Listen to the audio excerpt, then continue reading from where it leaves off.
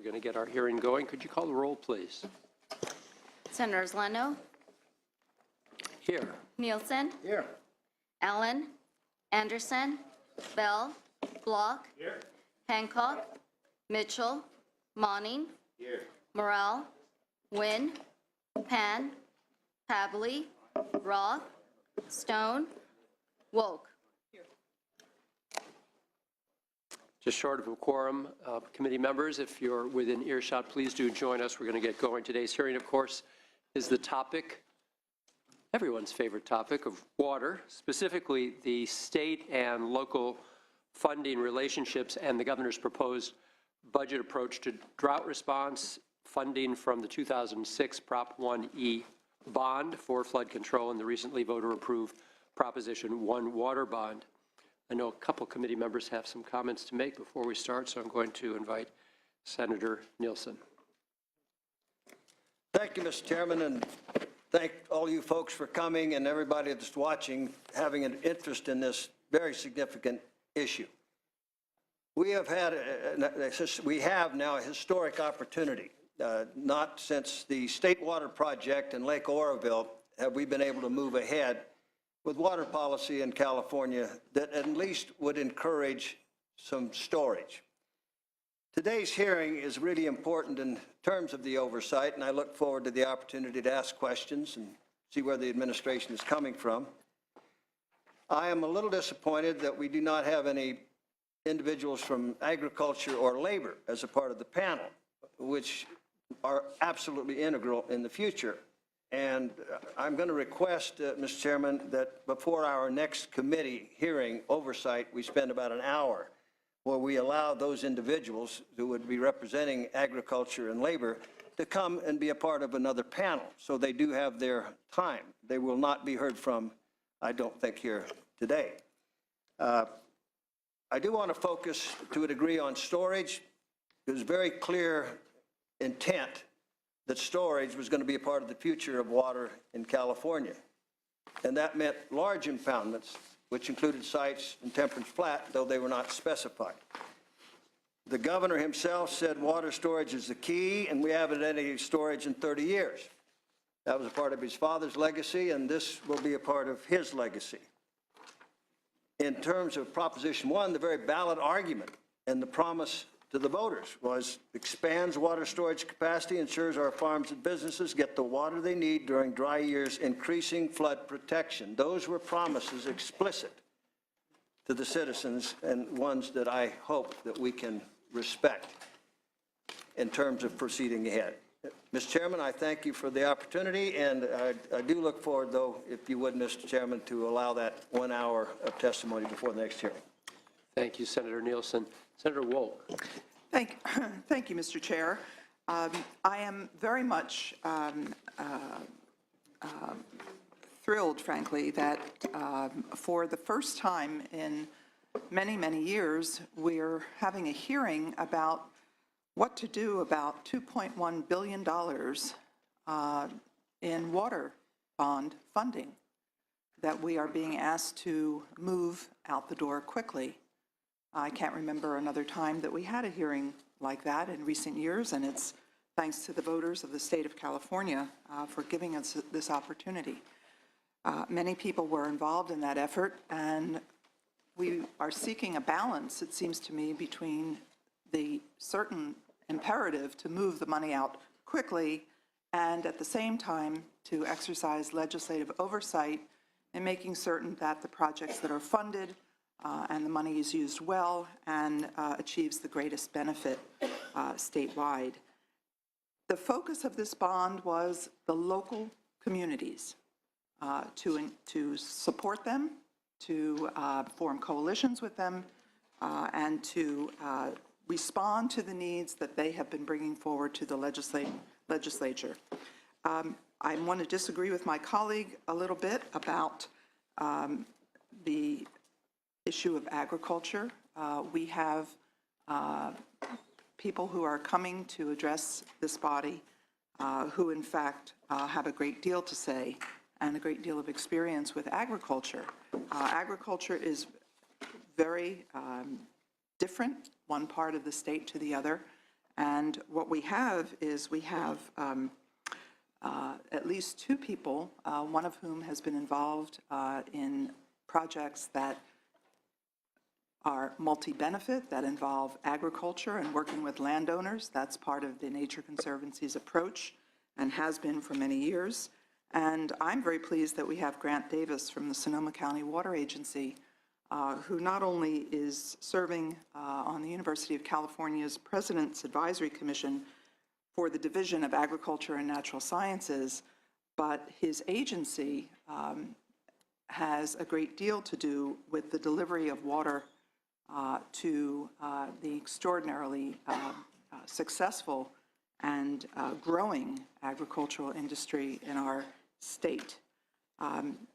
I think that we have a real opportunity to hear from folks in agriculture, and I think that that's something we ought to be staying around for and listening to and asking the questions of those testifiers. Mr. Chair. Thank you, Senator Wolk. Despite Mark Twain's admonition that in the West, whiskey's for drinking and water's for fighting, this will be a civil discourse. And just to remind everyone that Senator Wolk will be chairing a Budget Sub 2 hearing on the subject of water on March 19th, and that will be the first of many. So, Senator Nielsen, this is just the beginning of the conversation, not the end, and every voice will be heard. Clearly, water management of supply, quality, and flood control is extremely complex and equally important. And at this time of severe drought, we know that farmers are suffering, unable to plant their fields or to sustain their orchards. Over 1 million Californians are unable to drink the tap out of their water in severely disadvantaged communities. And expanding industry is expressing concern about future availability that they'll need to continue to expand their businesses. So no one is exempt from the challenge of managing our water. So today we're going to hear from our LAO, from the Public Policy Institute of California, and then from our state and local entities, followed by public comment. So public comment will be at the conclusion of our three panels. And again, all questions are welcomed. Senator Stone. Thank you, Mr. Chair, esteemed colleagues. I'm very honored to serve on this committee with all of you, and this is really a historic opportunity for us to answer the call of the citizens of the state of California that want clean drinking water and a plethora of water available for agriculture and other needs. California is 11 trillion gallons away from recovering from this drought. So we have to have a lot of rainfall. And the issue of storage is very important and was a part of this bond. The California Department of Water Resources is quoted as saying additional water storage would help the state cope with drought and climate change and benefit both people and the environment. It's projected that California's population will be almost 50 million people in the very near future. And even Senator Dianne Feinstein, when she was flying back from Washington, D.C. and witnessing the snowpack, said we need more water storage in the state of California. It was a priority for her. And also Congressman John Garamendi, in codifying a new piece of storage infrastructure in his district, said that we must heed the warning of the book of Genesis, stock up during the years of plenty so that we can get by in the years of need. Expanding and improving California's water storage capacity is long overdue, and the last time we saw the state and federal investments in our water and delivery systems was in the 1960s, when our population stood at 16 million in the state of California. Today, that same system supports 38 million people and will need to support the 50 million by 2050. We must do more to prepare for the increasingly harmful dry years by capturing more water in wet years. In short, California needs a lot more water storage, and there's $2.7 billion in this bond to provide for more water storage facilities. And I'll remind the panel that that was passed by a 2-to-1 margin in the recent election. Surface water reservoirs are critical to providing reliable water supplies to communities, farms, and the environment year-round. So I look forward to discussing these all the issues, but I think water storage needs to be certainly high on the agenda. Thank you. Thank you, Senator Stone. There are no other comments. We're going to ask our first panel to come up, and so we invite Mr. Anton Favarini-Chorba, who's the Senior Fiscal and Policy Analyst with the LAO's office, and then also Ellen Hannock to join him. She's Senior Fellow, Public Policy Institute of California.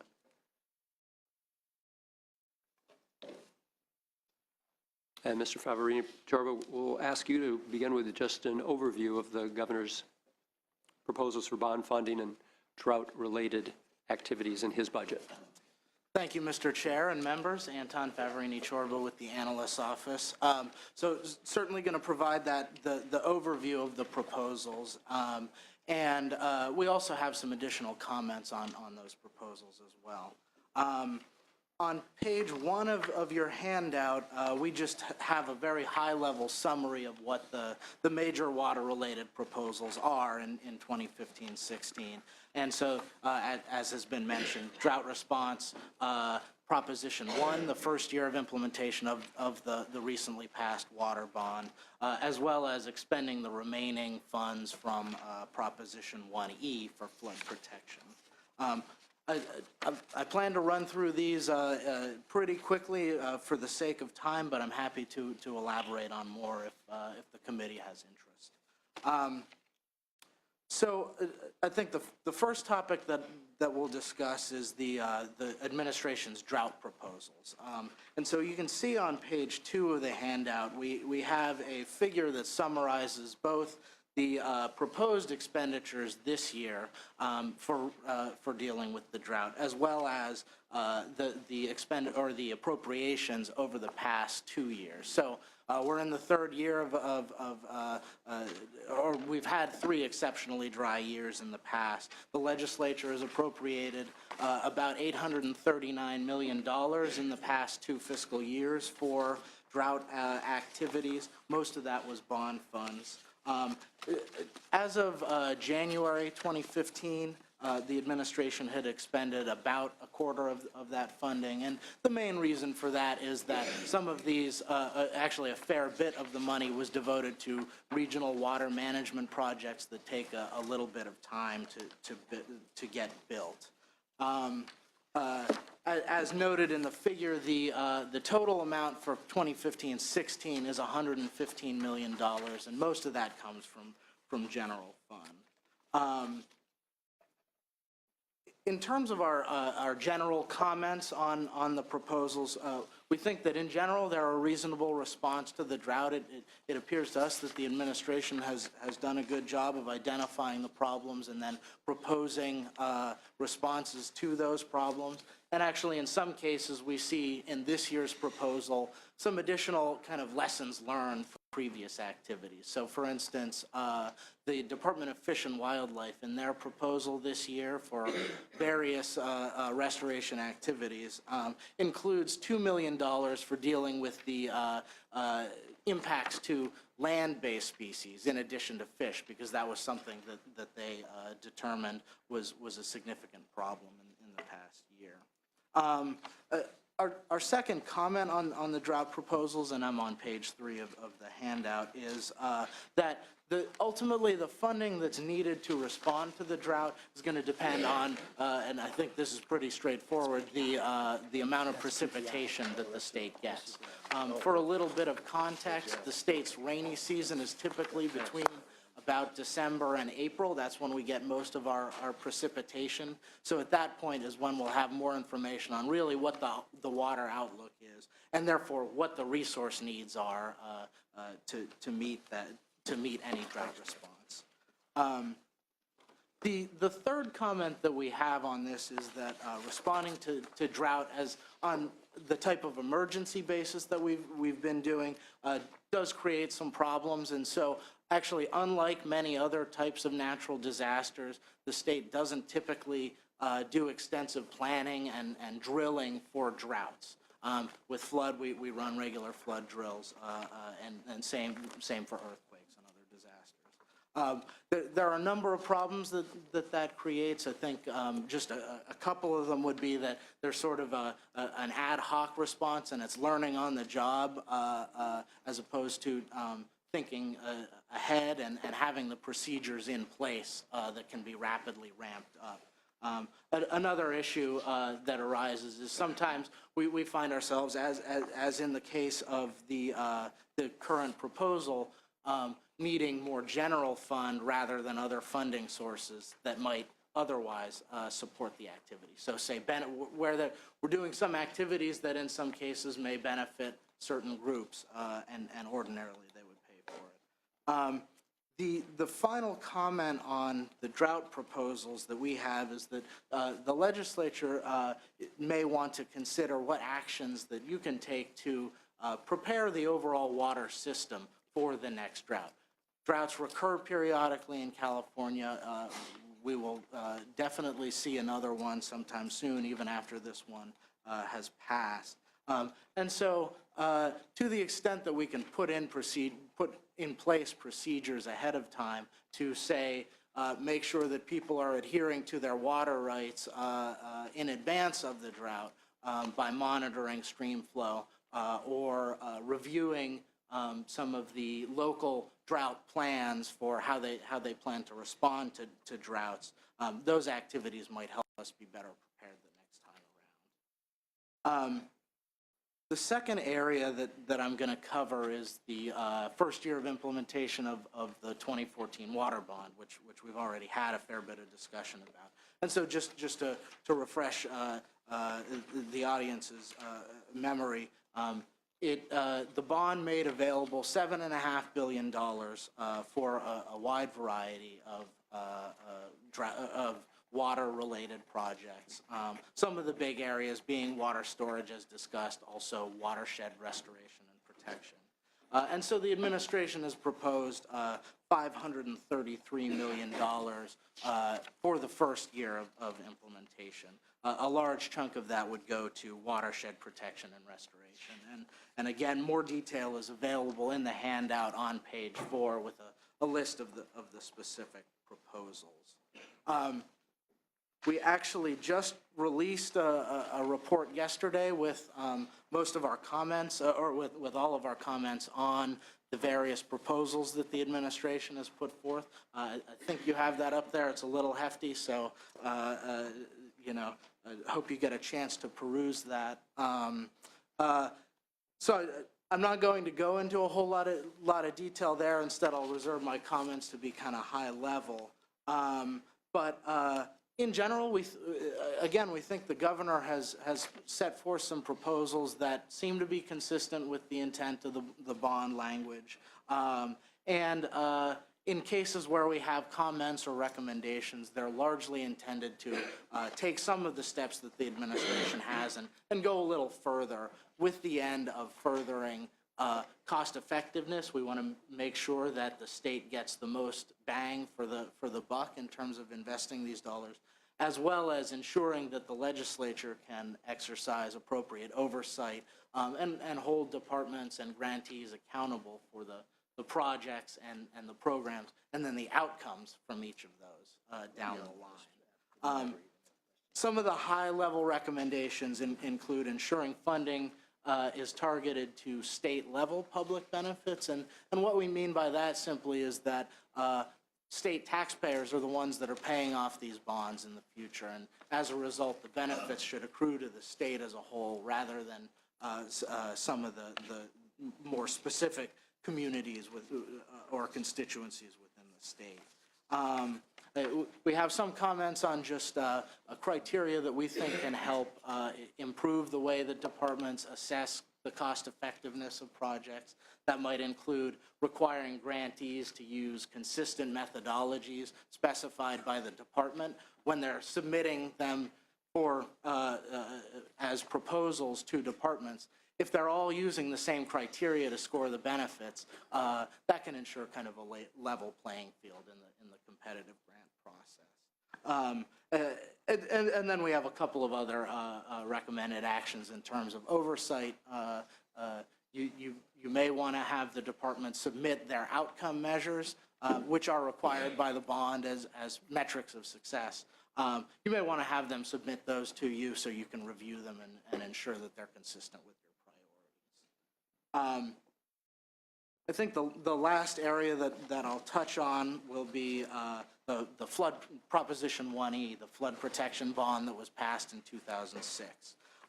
And so a little bit of background there, just the bond made available $4.1 billion for a wide variety of flood protection projects. The legislature has appropriated much of that funding. However, the department has, at least as of the most recent data that we have available, which is admittedly a little outdated, is that they have only committed to projects or expended about half of that amount, so about $1.9 billion. There are a couple of reasons for delay. I think the department may be able to talk a little bit better about that. But what you have before you is a proposal for expending the remaining or appropriating the remaining $1.1 billion that's available from that measure. To put that number in context, the Department of Water Resources has estimated a total need of around $14 to $17 billion over the next 20 years for activities in the Central Valley. So this would be a proverbial drop in the bucket, if you will. There are a couple of notable features of the administration's proposal. The first being that historically, the department has submitted specific projects that it wants to fund with these monies.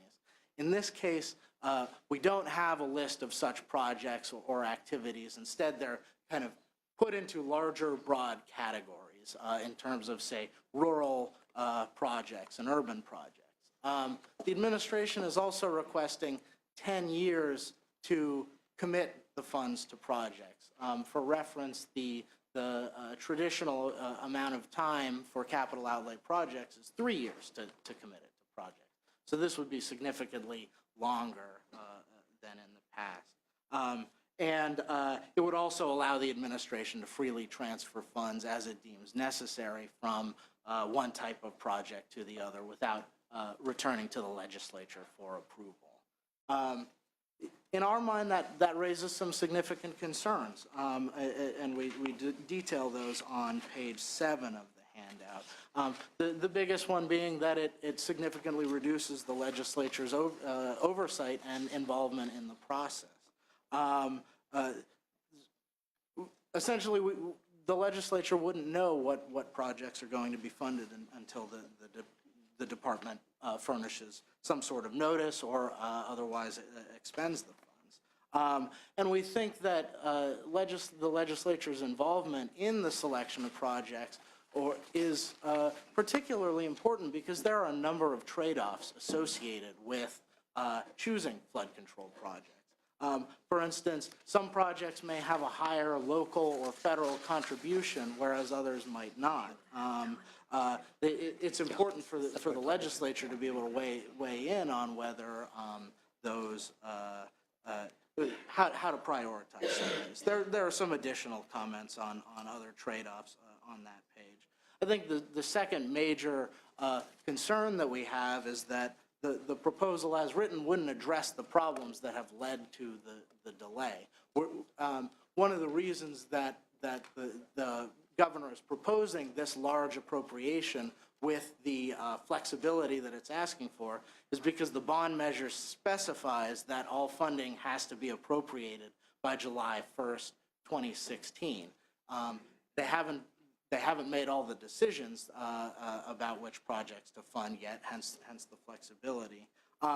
This approach might allow the department to fully expend the funding over the next year, but it doesn't get at some of the underlying reasons that have caused the delay and why we're running up against this deadline.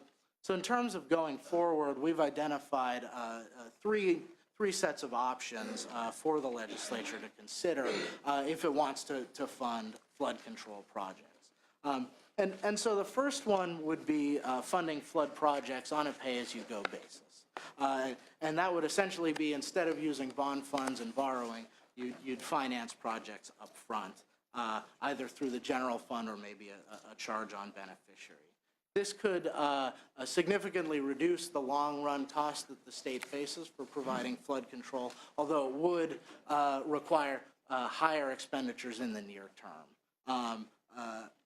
The second option that we lay out would be to modify the governor's proposal to add some additional control and accountability measures. Some of these measures could include requiring an annual report on the projects and expenditures, as well as the basis for choosing those projects, say what are the net economic benefits as well as environmental benefits that come from those.